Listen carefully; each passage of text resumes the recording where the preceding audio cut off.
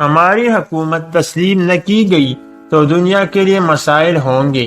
یہ کہنا تھا طالبان کے ترجمان ذبیح اللہ مجاہد کا، اور ان کا مزید یہ کہنا تھا کہ عوام کا حق ہے کہ ان کی حکومت کو تسلیم کیا جائے۔ ایم ایف کے نالج فیکٹری کے تمام ساتھیوں کو خوش آمدید کہتے ہیں۔ دوستو، اگر آپ ہمارے چینل پر نئے ہیں تو چینل کو سبسکرائب کر لیں۔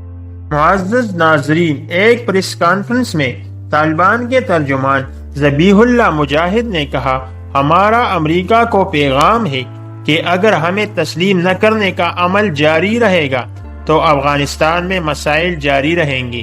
یہ خطے کے لیے مسئلہ ہے اور پوری دنیا کے لیے مسئلہ بن سکتا ہے۔ دنیا میں کسی ملک نے ابھی تک اگست میں کابل کا کنٹرول سنبھالنے والے طالبان کی حکومت کو تسلیم نہیں کیا۔ ذبیح اللہ مجاہد کا کہنا تھا، ایک طرف ملک میں شدید معاشی اور انسانی بحران ہے تو وہی بیرونی ملک رکھے اربوں ڈالرز کے افغان اثاثے اور فنڈز منجمد کیے جا چکے ہیں۔ ذبیح اللہ مجاہد کے مطابق وہ مسائل جن کی وجہ سے جنگ ہوئی مذاکرات اور سیاسی سمجھوتے سے حل کیے جا سکتے تھے۔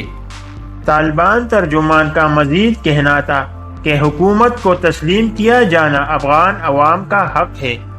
معزز ناظرین، کسی ملک نے باقاعدہ طور پر طالبان حکومت کو تسلیم تو نہیں کیا، مگر کئی ممالک کے سینئر اہلکار کابل اور دیگر شہروں میں طالبان رہنماؤں سے مل چکے ہیں اور دیگر امور پر بات چیت بھی کر چکے ہیں۔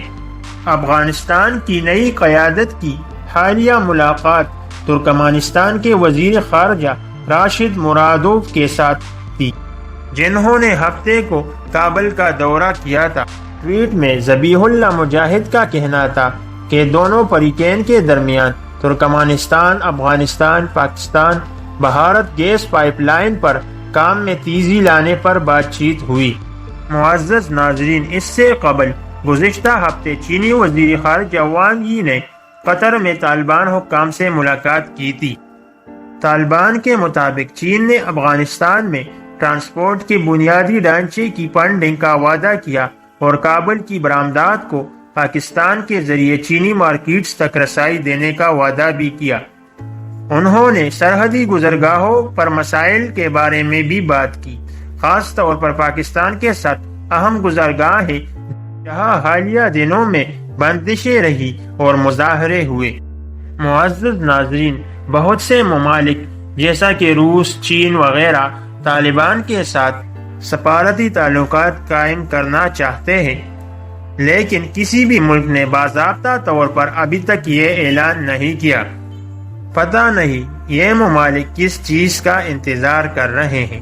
تو دوستو، ہماری آج کی یہ ویڈیو آپ کو کیسی لگی؟ اگر ویڈیو اچھی لگی تو ویڈیو کو لائک، کمنٹ اور شیئر ضرور کیجیے گا۔ ملتے ہیں اگلی ویڈیو میں۔ اللہ حافظ۔